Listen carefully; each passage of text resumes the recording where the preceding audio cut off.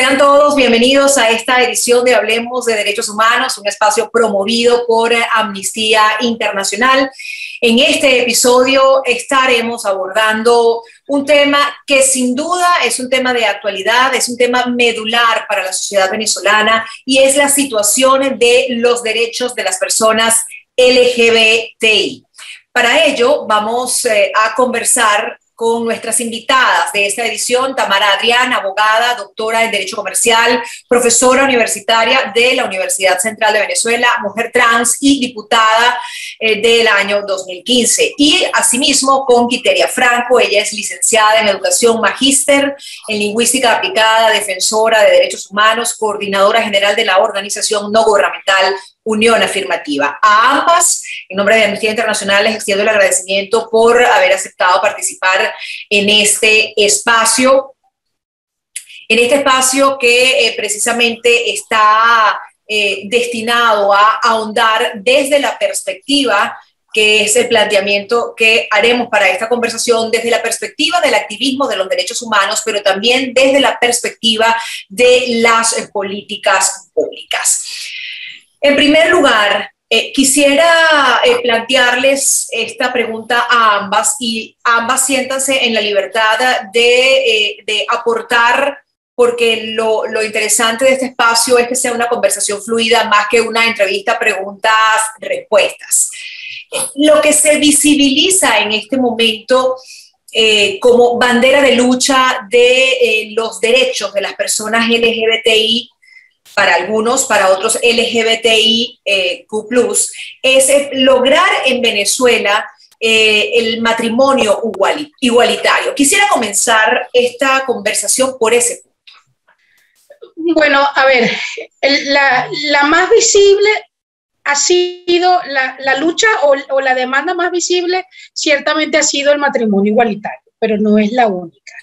Y esto viene a partir de las necesidades de la población, en particular las parejas del mismo sexo. Y comenzó siendo el primer país, Países Bajos, que legalizó el matrimonio. Y de ahí en adelante, bueno, los países, las organizaciones fueron reconociendo la posibilidad de esta aprobación a partir también del trabajo que se hizo, el trabajo de incidencia que se hizo a nivel internacional en Naciones Unidas. Uno de los primeros casos, de los primeros pronunciamientos fue en Naciones Unidas a partir de un caso en Australia.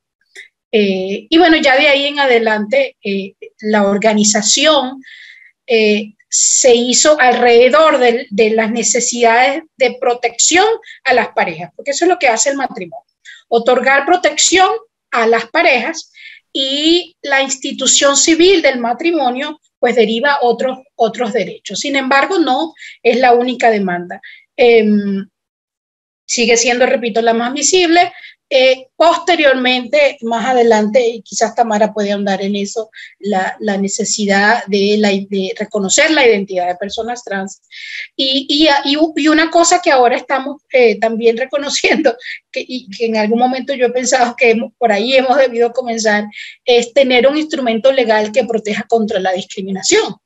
Y la discriminación social a nivel laboral, de salud, de estudios, es decir, toda la vida que nosotros hacemos a diario. Es que precisamente quise comenzar por el tema del matrimonio igualitario, porque es desde el punto de vista de la opinión pública el más visible, pero hay otros asuntos que necesitan ser abordados en Venezuela, y no me quiero adelantar antes de escuchar la respuesta de la profesora Tamara Adrián, y es en lo que tiene que ver con los derechos inherentes, los diversos derechos inherentes a la salud, a la educación, y precisamente a este que usted, Quiteria, está mencionando, como lo es el derecho a la no discriminación, que además está contemplado en la Constitución de Venezuela. Bueno, Aymara, yo comenzaría diciendo que es más visible porque, sin duda alguna, hay más personas lesbianas, gay y bisexuales que personas trans y personas intersexo. En el mundo se estima que existe alrededor del 1 a 1.2% de personas que podría catalogar de alguna manera como trans, es decir, que no se identifican con el género atribuido al momento del nacimiento, con distintos nombres, porque depende de los países y hay culturas muy ancestrales que tienen tradiciones de dos espíritus, acá en el caso de los guaraos, tiragüina, y en el mundo entero existen esas personas que no nos identificamos con el sexo legalmente atribuido al momento del nacimiento. Y tienen también la demanda de las personas intersex, que engloba alrededor del 1.7% del planeta Tierra. Ya está hablando del 3% aproximadamente del planeta Tierra, pero sin duda alguna los estimados mínimos de personas que se identifican como gay y lesbianas en Estados Unidos, en el último estudio que hizo The Williams Institute, que políticamente dicen soy gay, políticamente dicen soy lesbiana.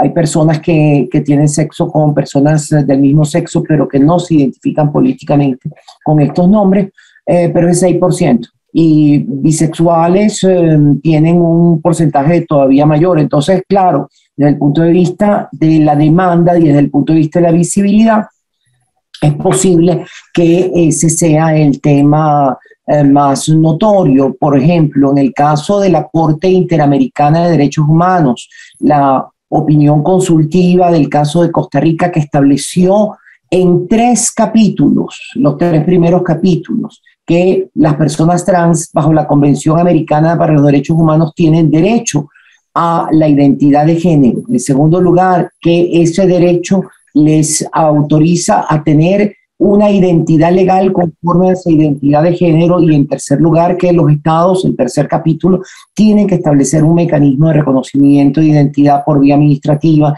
sin requerimientos patologizantes, operaciones, informes médicos o psiquiátricos de cualquier otro tipo, y de manera expedita. Y en el último capítulo, esta sentencia hablaba del tema de los derechos de las parejas del mismo sexo. Pues bien, cuando se refirió en los medios de comunicación esa sentencia, fundamentalmente se refirieron al último capítulo, es decir, al tema del matrimonio igualitario. Que por cierto, debo decir algo, existe hoy en día en México, Costa Rica, Colombia, Ecuador, Brasil, Uruguay, Argentina y Chile. Y en Bolivia existe una situación todavía no definida, porque hay una pareja que fue reconocida judicialmente y el tema está en el Tribunal Supremo de Bolivia en este momento. Y el reconocimiento de la identidad de las personas trans de esa forma existe en México, Costa Rica, Colombia, Ecuador, Brasil, Uruguay, Argentina, Chile y Bolivia en este momento, y en Perú está comenzando por vía judicial. O sea que cuando hablamos de demandas y cuando hablamos de requerimientos, sin duda alguna, por cuestiones numéricas, se le da mayor visibilidad al tema del matrimonio igualitario que el tema de la identidad de las personas trans. Ahora bien,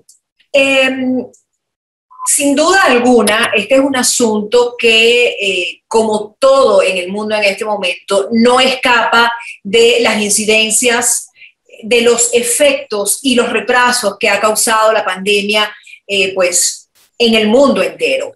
Si bien es cierto que, como usted señalaba, hay una respuesta que dio el Tribunal Supremo de Justicia a propósito de la solicitud que hizo en octubre del año 2003 Unión Afirmativa, y la respuesta del Tribunal Supremo de Justicia fue dejar claro que no existe la prohibición expresa de prohibir el matrimonio igualitario, pero le dio a la Asamblea Nacional la potestad de promulgar una ley en tal sentido. Sabemos en este momento cuál es la situación en Venezuela con relación a una asamblea que se erigió como la asamblea legítima, y de otra asamblea a la que se le califica como ilegítima por no estar, por haber sido considerado ilegítimo el proceso por el cual devino la renovación del poder legislativo. Esta situación más la pandemia, ¿cómo afecta la posibilidad de que Venezuela y la comunidad LGBTI, para algunos LGBTIQ+, para otros, avance en ese sentido, avance en el disfrute de sus derechos? ciertamente es un obstáculo. Las demandas siguen, las manifestaciones han seguido, las exigencias siguen de manera pública, de manera privada, de muchísimas maneras, pero ciertamente esa disyuntiva política en la que nos encontramos dificulta el trabajo de incidencia de las organizaciones de derechos humanos. Por una razón también importante, que es que a pesar de que este gobierno pues, se ha vendido públicamente como feminista, inclusivo, desde el punto de vista práctico ha sido muy excluyente. El gobierno pues, se rehúsa a escuchar las voces de las organizaciones independientes. Y quienes tienen acceso, a quienes están en esa asamblea hoy en día, son en su mayoría los activistas ideológicamente cercanos al gobierno. Eso sin duda es un obstáculo para nosotros hacer el trabajo de incidencia. Y hay otras cosas que no son nuevas, las vimos en asambleas anteriores, 2010-2015, bueno, en la fuerte influencia religiosa y militar y religiosa. Es decir, para nadie es un secreto que hay un grupo considerable de iglesias evangélicas muy cercanas al gobierno. El mundo militarista también ha tenido gran influencia en este gobierno y para nadie es un secreto que dentro de lo militar también hay un fuerte componente religioso. Tampoco es de gratis que el Código Orgánico de Justicia Militar sea todavía la única ley que mantiene un artículo que condena las relaciones entre adultos del mismo sexo dentro de las Fuerzas Armadas. Entonces, todos estos componentes influyen en que no se haya podido avanzar. ¿Por qué? Bueno, porque también eso depende de que quienes están al frente de una institución se vean a sí mismos como servidores públicos y tengan la capacidad de separar sus ideologías personales, sus ideologías religiosas, con su deber para con la Constitución, esa Constitución que juran defender, y además responder a las necesidades de la ciudadanía. Entonces, eso tampoco sucede hoy en día dentro de las instituciones públicas. La pandemia, además de la emergencia humanitaria compleja en la que nosotros nos encontramos aproximadamente de 2016, por supuesto que también ha venido a agravar la situación de las personas LGBT. Todas esas restricciones, inclusive los intentos del gobierno de resolver problemas como la comida, se toman medidas que afectan a las personas LGBT. Y yo puedo recordar dos cosas puntuales. Cuando se comenzó a vender la bolsa CLAP, ojo, se vende, no es de gratis, se vende esa bolsa CLAP. Se comenzaron a hacer aquellos censos y las parejas del mismo sexo fueron discriminadas en ese momento, y eso lo tenemos que tener presente, eso lo debemos recordar porque eso sucedió. Y cuando se estableció la venta de productos, cuando había aquel desabastecimiento, la medida que se estableció fue venta por el último número de cédula, la gente tenía que ir a un comercio a mostrar su cédula, eso también perjudicó a las personas trans. Entonces ese tipo de cosas no se toman en cuenta al momento de elaborar políticas públicas de inclusión y solución social para las personas. Entonces eso es lo que ha ido como impidiendo el trabajo de incidencia, el avance en materia de derechos, pero tampoco se ven políticas públicas para resolver la exclusión social que viven las personas LGBTI. Yo agregaría que realmente en el contexto particular venezolano, estamos en la cola del desarrollo en América Latina desde el punto de vista legislativo y desde el punto de vista de las políticas públicas. Prácticamente no existe ningún derecho igualitario en Venezuela. Me voy a referir a dos cosas en las cuales se dice que haya habido avances, y tampoco existen políticas públicas.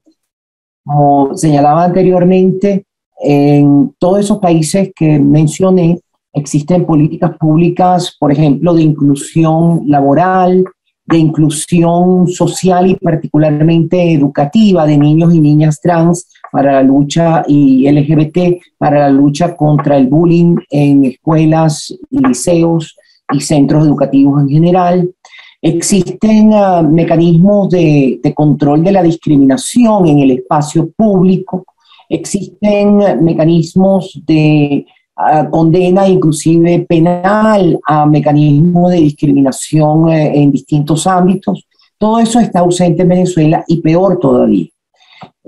Quiteria mencionaba el tema del atraso legislativo venezolano, pero ese atraso es mucho más marcado de lo que se podría pensar. En efecto, en el caso particular de las personas trans, se reconoció la identidad de género a través de rectificaciones de partida y de acciones de amparo entre el año 1977 y el año 1998. A partir del 99 no ha habido ningún reconocimiento de identidad de ninguna persona trans, y la razón es básicamente que se sustituyeron los jueces que existían de carrera luego de la constituyente del año 99 por jueces designados y removidos a dedo por el Consejo de la Magistratura. Y estos jueces han decidido, en los poquísimos casos que han llegado a decidir, que el derecho de la identidad no existía y que era contrario al orden público el ordenar la rectificación, en este caso simple, de partida de las personas peor. El Consejo Nacional Electoral se ha negado a aplicar el cambio de nombre simple de las personas trans que aparece en la Ley Orgánica de Registro Civil. Ahora que, incluyendo, por ejemplo, en este caso, El Salvador, hace 2 días, la Corte Suprema de El Salvador ordenó por unanimidad a la Asamblea de El Salvador, al Congreso de El Salvador, que modificara la ley para el reconocimiento de la identidad de las personas trans. Pues bien, existen casos pendientes, incluyendo el mío, desde el año 2004, ante el Tribunal Supremo de Justicia, y otros desde el 2012-2013. Existen debates internos dentro de la del propio Tribunal Supremo en los cuales los evangélicos están absolutamente presentes, han incorporado firmas. Y peor todavía, el único tribunal, Corte Suprema o Tribunal Constitucional que de la región y del mundo que se ha atrevido a decir que las parejas del mismo sexo son diferentes de las parejas heterosexuales, ha sido la Sala Constitucional del Tribunal Supremo de Justicia. Todas las demás, en el caso concreto de América Latina, encontramos que el matrimonio igualitario existe en los siguientes países que voy a mencionar por vía judicial, no por vía legal. En Colombia, en Ecuador y en Brasil, y parcialmente por otra vía, pero de la Corte Interamericana, en Costa Rica. En esos países existe matrimonio igualitario, pero no hay una ley de matrimonio igualitario, sino por vía judicial. Y pues bien, en cada uno de esos casos, esos tribunales, el Supremo Tribunal Federal de Brasil, la Corte Constitucional de Colombia, el Supremo Tribunal de Ecuador, llegaron a la conclusión de que era inconstitucional el discriminar en contra de las parejas del mismo sexo, como también llegaron a la conclusión de que era inconstitucional el no reconocer la identidad de las personas trans. Entonces, por eso en esos países el avance ha sido por vía judicial. Pues bien, el único país que ha osado a través de un tribunal decir que las parejas del mismo sexo son diferentes de las parejas heterosexuales ha sido la aumentada Revolución Venezolana. Ahora bien, si ustedes dos desde sus perspectivas están contextualizando cuál es la difícil situación legal que enfrentan las personas que integran la comunidad LGBTIQ+, para algunos LGBTI, para otros, ¿qué expectativas se pueden tener entonces para el respeto de los derechos fundamentales como el derecho a la salud? En Venezuela no hay un sistema de salud público para las personas de la comunidad LGBTIQ+. No existen políticas públicas para que puedan acceder a consultas médicas para la transición o la reconstrucción de género, no hay apoyo de psicólogos, de endocrinólogos, no hay acceso a las terapias de hormonas. ¿cómo promover la protección de los derechos para la comunidad? Un derecho tan fundamental como, por ejemplo, el derecho a la salud. Después hablaremos sobre otros derechos como la no discriminación o el derecho a una educación, porque ya hemos visto, y hay casos públicos, de testimonios de jóvenes que aún a una más temprana edad asumen públicamente su decisión de ser llamados o de ser reconocidos de una u otra forma. Mira, yo diría, y déjame comenzar en este punto, déjame comenzar, yo diría dos cosas. Efectivamente, el derecho a la salud es uno de los más vulnerados para la población LGBTI, particularmente para dos poblaciones, para la población trans y para la población intersex, por razones distintas. A la población trans por la ausencia de reconocimiento de la identidad y ergo por la ausencia de acceso a tratamientos de transición, hormonales, quirúrgicos, etcétera. Para la población intersex por la mutilación que se sigue haciendo en hospitales y clínicas de Venezuela en edades muy tempranas en Venezuela, y que hoy en día ha sido proscrito en numerosos países. Y también si un niño o niña intersex, llegado a la adolescencia, quiere proceder a reasignarse de sexo, a asumir un sexo diferente de aquel en el cual se le quiso poner a través de esas mutilaciones que se le hicieron tempranamente, tampoco hay mecanismos para el reconocimiento de su identidad. Entonces, el acceso a la salud de las personas trans y de las personas intersex es sin duda uno de los más vulnerados. Pero también podemos ver cómo la población, los prejuicios en contra de la población de gays, lesbianas y bisexuales llevan a exclusiones, a barreras a la entrada, barreras en el acceso a los servicios y barreras en el mantenimiento de los servicios, que son terribles. La falta de reconocimiento de la identidad de las personas trans llega al punto de que hay situaciones en las cuales una persona trans sufre un accidente y tiene que ir a una emergencia en un hospital y se le pone en un pasillo porque no se le quiere poner ni en la sala de hombres ni en la sala de mujeres, porque son monstruos pues para estas personas, por justamente la ausencia de políticas públicas. Y creo que es un tema que ha sido solucionado en casi toda América Latina a través de los tribunales supremos, el caso de la Corte Constitucional de Colombia, de Ecuador, de Perú. Inclusive hay una manifestación de Perú que no reconoce la identidad sino por vía judicial, pero ha reconocido el derecho a la salud, de Bolivia, de Chile y de Argentina, en las cuales se ha establecido y Brasil, en las cuales se ha establecido el derecho a que el sistema público de salud cubra esas prestaciones específicas. Quiterian. Sí, yo quería resaltar una cosa que tú mencionaste en tu pregunta, Aymara, que es el aspecto legal del aspecto social. Yo siento que hay como un divorcio entre estas dos áreas. Hay un estancamiento, sí, a nivel legal y a nivel de políticas públicas, pero creo que de alguna manera se ha ido avanzando, no al ritmo que deseamos, pero sí se ha ido avanzando desde el momento en que existe una emergencia y la sociedad civil ha comenzado a implementar respuestas que de alguna manera sirvan para paliar las consecuencias en la sociedad. Si bien es cierto que tú vas a un hospital y todavía encuentras mucha discriminación, mucho rechazo, a nivel privado hay clínicas y hay ONG que están ofreciendo servicios para personas trans. Puedo mencionar varias. Eso en el aspecto de salud. Sí, en el año 2020 salió un informe de ONUCIDA en el que las personas, cerca de 350 personas trans que fueron consultadas, 5% dijo haber sido víctima de discriminación en centros de salud. Eso sigue siendo una realidad, pero yo creo que poco a poco se están dando soluciones.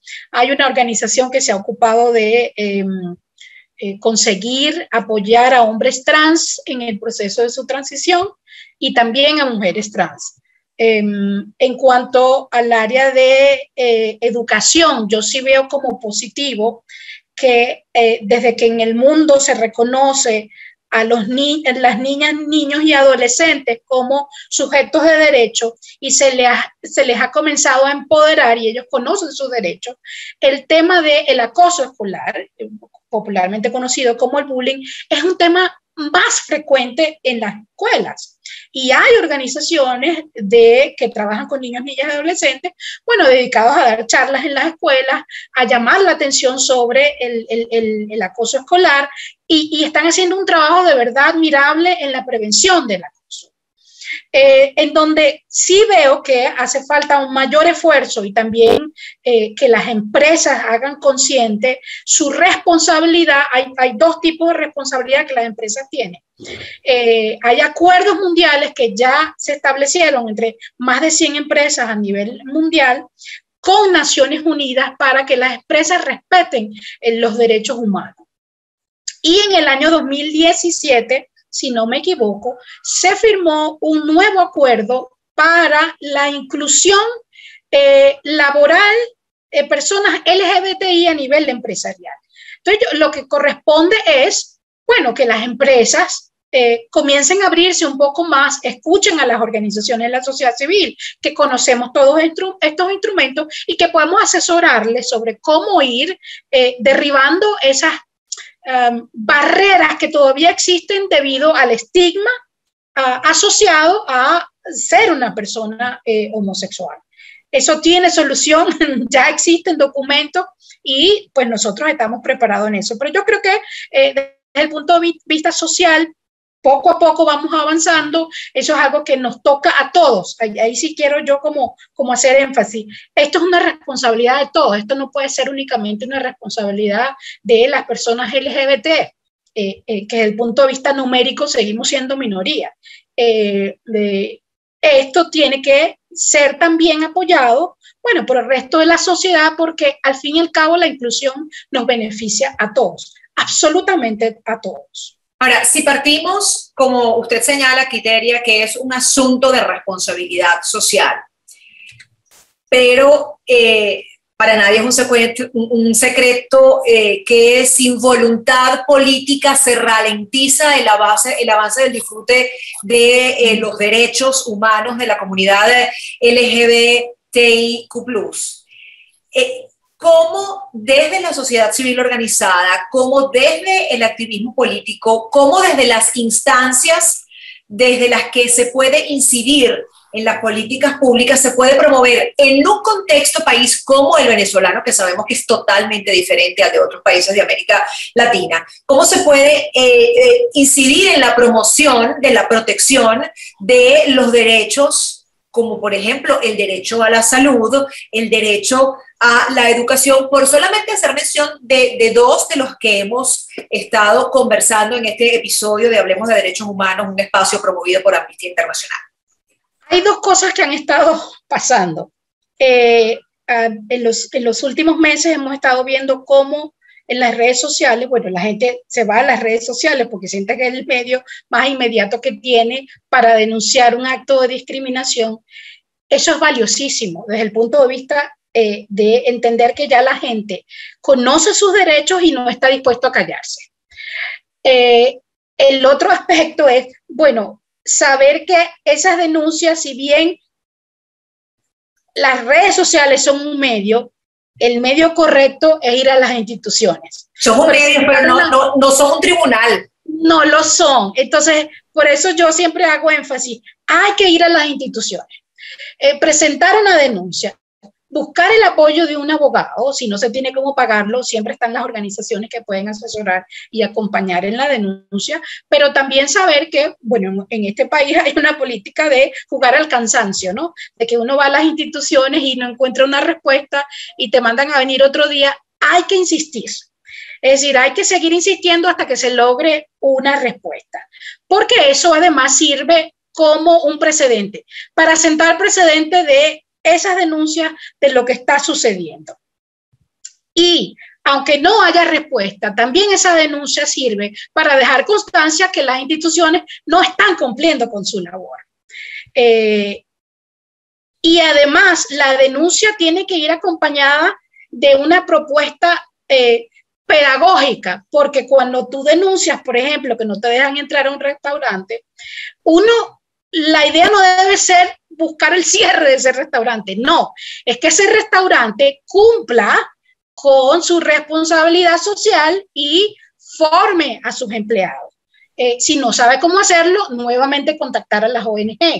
Pero te pongo el ejemplo de Chacao, donde existe una ordenanza contra todo tipo de discriminación. Ahora, las autoridades de los municipios también tienen una responsabilidad que no se está cumpliendo, que no se está poniendo en práctica, y eso también hace falta decirlo. Tanto el alcalde como el consejo comunal, el consejo legislativo, perdón, no están haciendo cumplir esa ordenanza. Y solo menciono Chacao como un ejemplo, pero igual están el resto de los municipios del Distrito Capital y otros estados donde se ha declarado, por ejemplo, el 17 de mayo como el Día contra la homofobia, la bifobia. Esos decretos van acompañados de acciones que los consejos legislativos deben cumplir y no lo están haciendo. Y ahí es donde es un juego entre varias personas. La ciudadanía debe apropiarse de esos instrumentos y exigir a sus gobernantes. Y los gobernantes que tenemos más cercanos son los alcaldes y los consejos legislativos.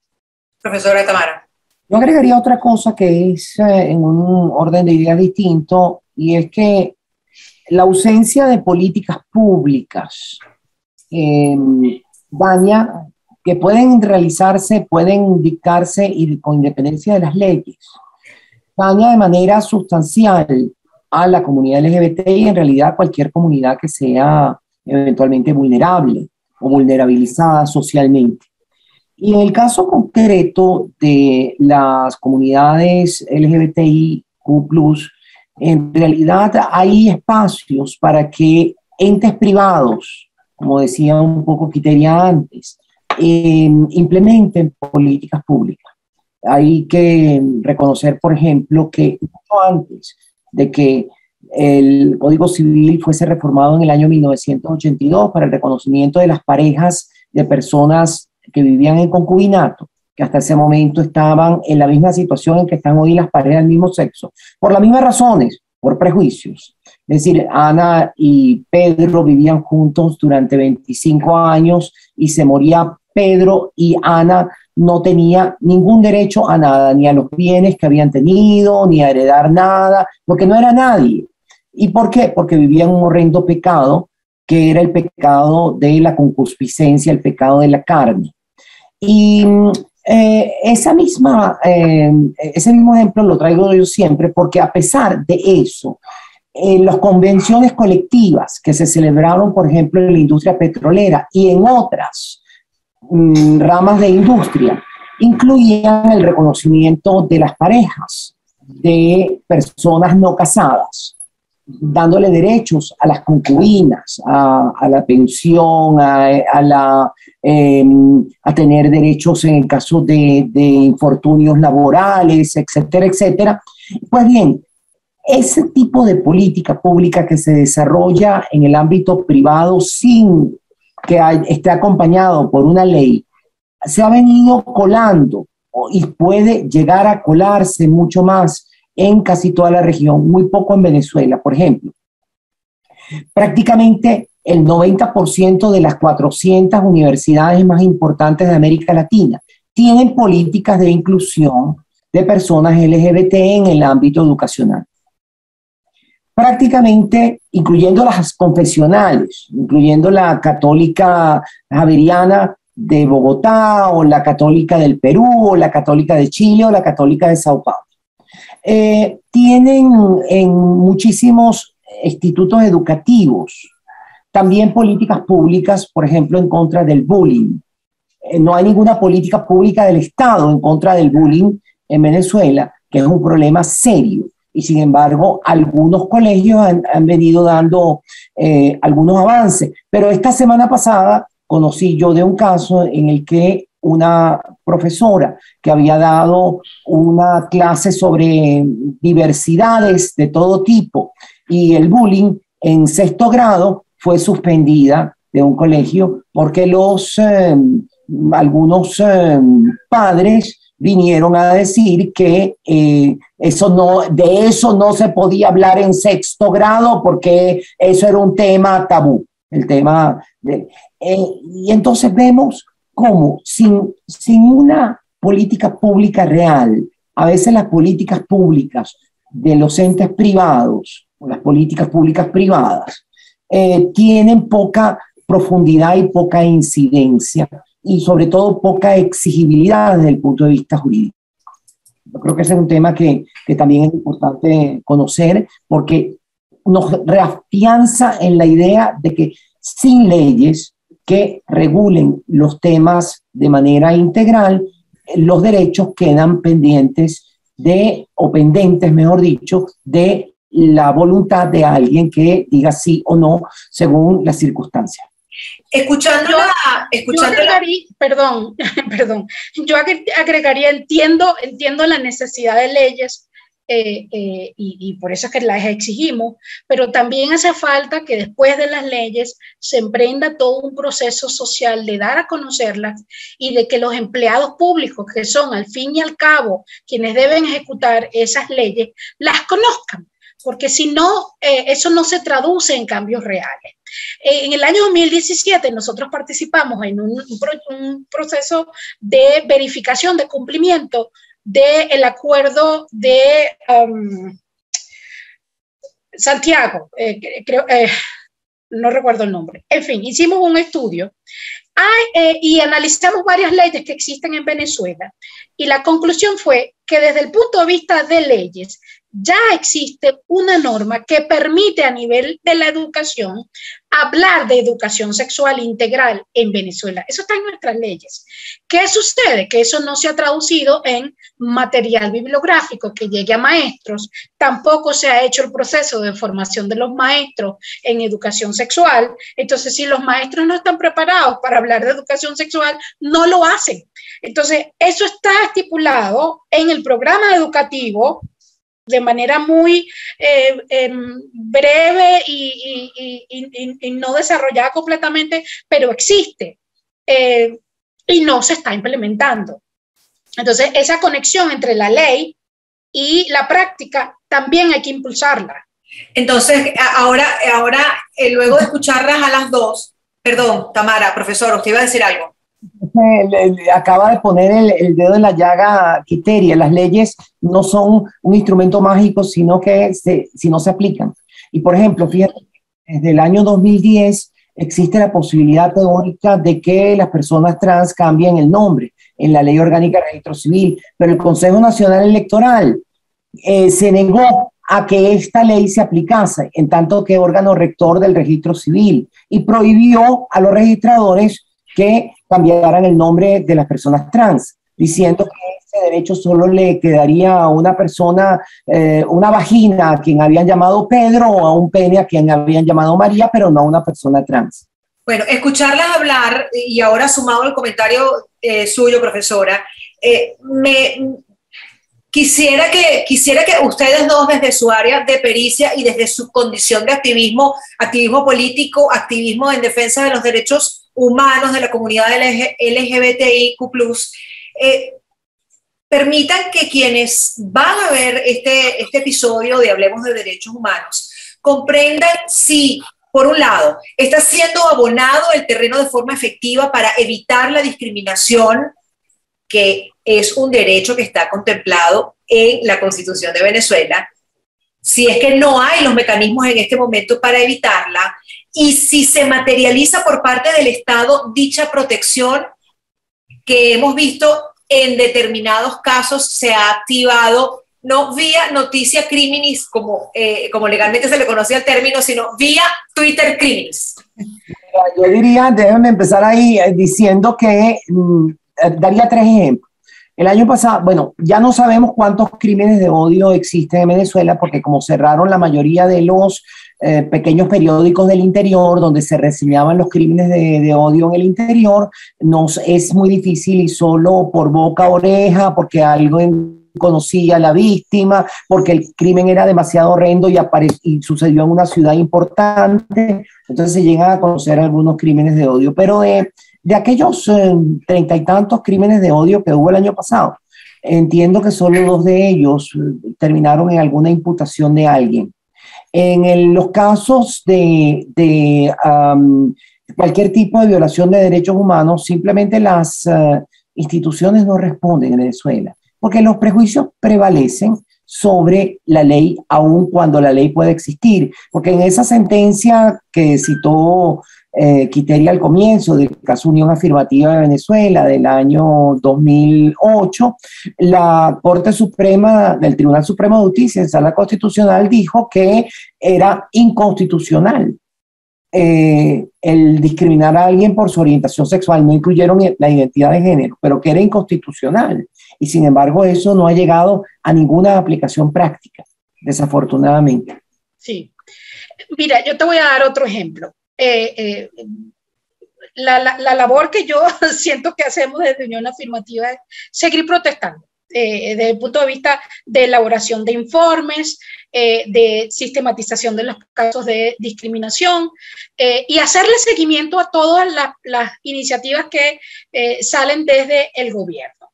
Porque a veces la intención, como yo la veo, es tratar de aparentar que se está trabajando cuando realmente no se está haciendo. Creo que hace un año la Defensoría del Pueblo creó una defensoría con alcance nacional para la protección de la diversidad sexual. Palabras más, palabras menos, así la llamaron. Yo le estaba haciendo seguimiento desde un principio, he dicho, esa institución es un casco vacío, ahí no hay nada. Primero, no se conoce cuál es el personal, no se conoce el presupuesto que tiene y no se conoce un plan. Ya pasó un año. Yo a estas alturas estaría esperando un informe de gestión. Tampoco se ha visto. La convocatoria para seleccionar a la defensora, hoy en día es una defensora, estuvo rodeada de cosas muy irregulares. Y se ve que hay una sola persona a quien se le contacta por su teléfono, no hay otra manera de contactarla. Y además hace poco sacaron todas unas imágenes estéticamente muy desagradables en las que hablaban de cuáles son los delitos que se podían denunciar ante la Defensoría. Y mi primera pregunta es, ¿de dónde sale esa lista de delitos si no existe una ley contra la discriminación que te establezca cuáles son los delitos que puedes denunciar por razón de orientación sexual? Entonces, no se puede ir improvisando. ¿Cuál es el trabajo que nosotros hacemos? Bueno, visibilizar que se intenta hacer cosas, pero se están haciendo mal. Y la idea es que mejoren. Es decir, las organizaciones de derechos humanos lo que queremos es que la situación mejore para beneficio de la población y para el beneficio de todos, al fin y al cabo. Entonces, respondiendo a tu pregunta, ¿qué seguimos haciendo? Bueno, visibilizando que hay unas necesidades, especificando cuáles son esas necesidades, qué es lo que está haciendo el gobierno, lo que no está haciendo bien, recomendar cómo hacerlo para que eso cambie. Y al fin y al cabo el beneficio va a ser para todos, repito, porque la inclusión nos beneficia a todos. Profesora. Es correcto, esa es una oración que es lapidaria y que coincido totalmente en su contenido, porque la diversidad es natural, nadie es igual a otra persona y solo cuando respetamos esas diversidades, nos nutrimos de esas diversidades. Yo siempre digo, yo aprendo de quien piensa distinto de mí, pero aprendo muy poco o nada de quien piensa igual que yo. Entonces, tenemos que rodearnos de esa diversidad. En el caso, por ejemplo, de las empresas, se ha determinado que incluir distintas visiones, diversidades, orientaciones, razas, credos en una junta directiva puede aumentar hasta un 20% la productividad de la empresa, porque son visiones distintas. En cambio, cuando las juntas directivas son uniformes, tienen una sola visión y siempre van a quedar en ese nivel diríamos, por el principio de Peter, de ya no poder subir más allá. Si ustedes, para finalizar, tuvieran que evaluar ambas de manera cuantitativa, uno, la protección por parte del Estado para la comunidad LGBTIQ+, la protección de los derechos, por supuesto. Dos, el trabajo que está, la actuación asumida como responsabilidad de la sociedad civil, de las organizaciones no gubernamentales. Y tres, de quienes pueden incidir en las políticas públicas para beneficio de la comunidad. ¿Cómo la evaluarían? Yo diría mala, más o menos mala. Es decir, desde el Estado no hay protección. Y eso se puede leer fácilmente en nuestros informes. Si no hay protección desde el punto de vista de leyes, no hay protección desde el punto de vista de políticas públicas, no hay protección ni siquiera una intención de prevenir los actos de discriminación y que por el contrario han sido incentivados desde el Estado, cosa que denunciamos hace rato. La sociedad civil está cambiando. Yo sigo siendo optimista, yo sí creo que, y eso es parte del trabajo que nosotros hacemos como parte de la sociedad, ir hablando con otras organizaciones de derechos humanos sobre la necesidad de tener realmente un enfoque de igualdad y no discriminación. Dos principios que rigen los derechos humanos. De eso tenemos que hablar. Políticas públicas, hay algunas alcaldías que han tenido buenas iniciativas, es solo que hay que terminar de ponerlas en práctica. Y esto es un trabajo, sí, a largo plazo. Yo soy optimista y por eso es que sigo haciendo el trabajo que hago, porque creo que la gente escucha.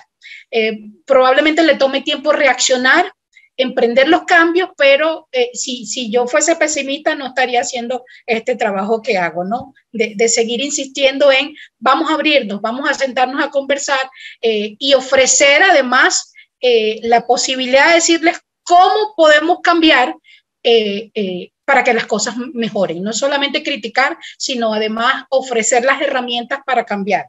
Esa es mi evaluación de cómo está la sociedad hoy en día. No está haciendo mucho el Estado, hay unas iniciativas, inclusive dentro de esa asamblea se creó una subcomisión de personas para la diversidad sexual. Lamentablemente, bueno, yo he podido asistir a alguna reunión, yo pediría mucho más apertura, yo estaría dispuesta a participar, a aportar y que, bueno, que las ideas se escuchen. Porque al fin y al cabo eso es lo que buscamos. La sociedad sí vamos a cambiar, sí estamos cambiando, no al paso de nuestros vecinos, nuestros países vecinos, pero yo sí creo que vamos a cambiar y en algún momento, más temprano que tarde, en Venezuela también vamos a tener derechos conquistados como ya lo han hecho nuestros vecinos. Yo diría Estado 01. O sea, está raspado, está ahí 01, a lo mejor le pongo 00, pero bueno, vamos a poner. Ahí estamos raspados. En sociedad civil ha mejorado. Creo que después de un periodo muy negro en el que gran parte de los activistas se fueron de Venezuela, de los activistas más notables, más conocidos, se fueron de Venezuela. Hay una nueva generación que se está formando, que está empezando, hay organizaciones jóvenes, hay de muchachos que están ahí echándole pichón y creo que estamos formándolos. Ayer yo estaba dando un curso justamente a un grupo de nuevos activistas entre 17 y 23 años, o sea, chévere. Me siento muy, muy contenta de que esa nueva generación se esté formando y que no se vaya, ojalá que no se vaya, en el pasado no se iba. Y en cuanto a la sociedad, ahí sí voy a decir algo interesante, mi apreciación. Cuando yo le pregunté en el año 2019 a venezolanos en el extranjero LGBT y venezolanos viviendo en Venezuela, el tema de la discriminación, violencia, segregación que sentían, y aquellos que se fueron, les preguntaba cómo sentían la discriminación en Venezuela y cómo la sienten en el nuevo país donde están. Y en el promedio, sentían, desde el punto de vista autorreferencial, que la discriminación había disminuido por lo menos en un 70% respecto de la que sufrían en Venezuela. Por ende, hay un problema acá en Venezuela, sí lo hay, pero ahí es donde está el aspecto quizás bueno.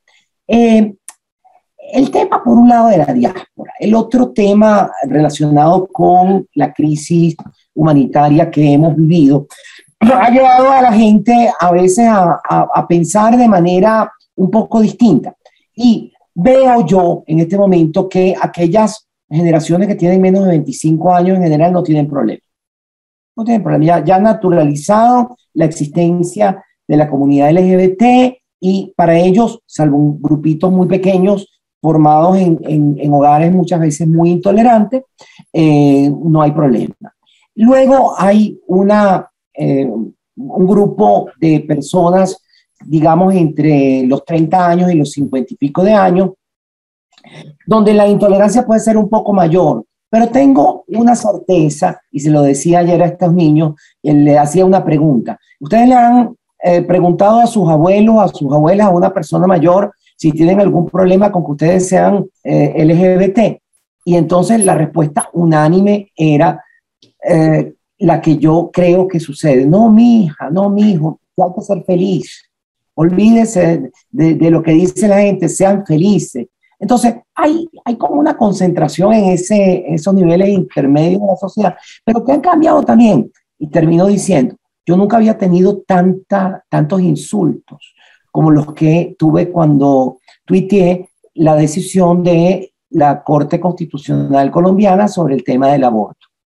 Yo no tenía nada que ver, yo lo que estaba era poniendo la decisión, pero me atacaban como si yo fuera, tú eres una asesina, no sé cuánto, o sea, una cosa, ¿por qué tu mamá no te abortó? O sea, unas cosas así tan destempladas, incluyendo en grupos de mujeres acá en Venezuela que se supone que están trabajando para la transición. Entonces yo le di una respuesta en algún momento. Mira, yo no entiendo por qué tú estás en este grupo luchando por la democracia, porque es que tú vas a estar mucho más segura de que no van a decidir el tema del aborto con el chavismo que si viene un gobierno democrático. Pero entonces después yo pensaba, ¿será posible con un gobierno democrático, con esas actitudes destempladas, entrar a hablar de los temas del siglo XXI, es decir, el tema LGBT, del derecho a la muerte digna, de la interrupción voluntaria del embarazo, de los temas de inclusión social, de los temas del ambiente? ¿Será posible?